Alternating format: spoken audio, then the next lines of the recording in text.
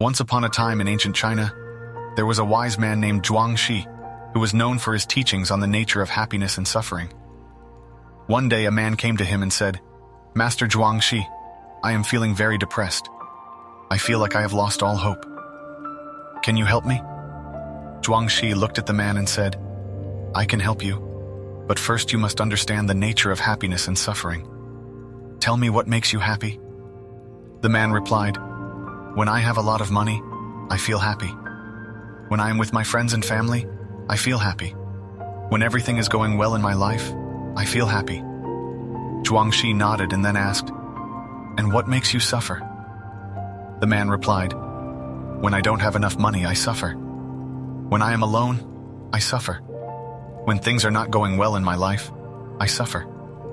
Zhuangzi then said, "My friend, you have not understood the true nature of happiness and suffering. True happiness and suffering come from within. They are not caused by external circumstances, but by your own thoughts and emotions."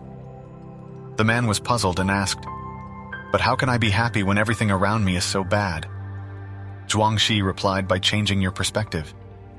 Instead of focusing on what you don't have, focus on what you do have. Instead of dwelling on your problems, focus on solutions. And most importantly, remember that nothing is permanent. Just as the seasons change, so do the circumstances of our lives. By accepting this impermanence, we can find peace in the present moment. The man took Zhuangzi's advice to heart and began to focus on the positive aspects of his life. He realized that true happiness comes from within, and that he had the power to control his own thoughts and emotions. With time, he was able to overcome his depression and find happiness once again. You see in your life in this story, we can see that it is true that happiness and suffering come from within.